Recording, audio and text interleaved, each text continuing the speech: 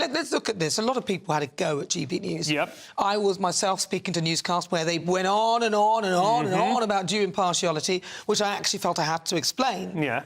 But did you notice in a lot of the stuff there literally wasn't any at all? No, there wasn't any at all. It was very interesting watching the BBC have a debate on Newsnight where three of the three people taking part and the chair were all pro taking GB News off air. And let's actually look at why they want GB News taken off air. Because Lawrence Fox made distasteful and some people would argue misogynistic comments. Yet that comes barely a week and a half after the Russell Brand allegations, which were incredibly serious, when one of them was that they used BBC cars to go and pick up a 16-year-old girl from her school and then transport her to Russell's flat. Allegations, may I add.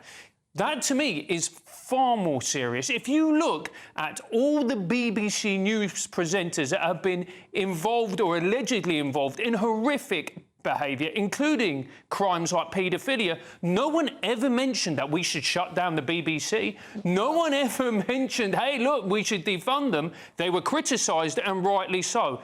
Yet somebody comes on and says nasty words about a fellow journalist and we're going to defund and take the entire channel off air. To me, that is a sign that there's something else going on. It does seem a bit odd. And, I mean, I'd like to say that, you know, obviously the BBC aren't here to defend themselves, but some of the things that you said, I mean, unfortunately, those things happened, so yes, we know about it. And you had the situation with Bashir as well, where there was some sort of forgery going on with the statements to Princess Diana, and that may well have contributed to her agreeing to do that interview. We found out that there was some sort of cover-up around that.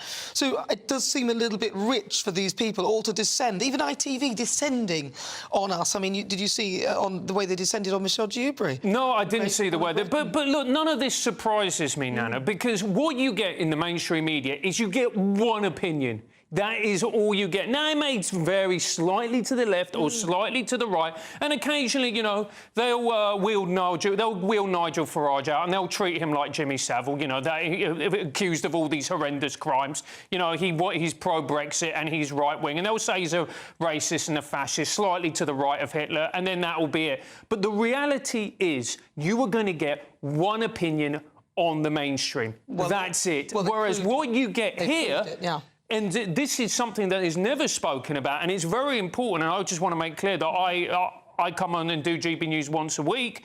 I am not a regular commentator, but you get Aaron Bastani, who is so left-wing. Bless Aaron, I love him, but he's so far to the left, he's almost over the horizon. You'll get people to the right. You'll get people in the centre. You'll get people, you know, a little bit nutty, may we say. And I think that is brilliant. That is what you want from a broadcaster, to platform a range of views. And you are not going to get that in the BBC. And if they do bring someone on, it's because they want to tear them down, mock them, make them look stupid. But here's the thing. The reason they're doing it is because they're terrified, because they are hemorrhaging viewers and listeners day after day after day.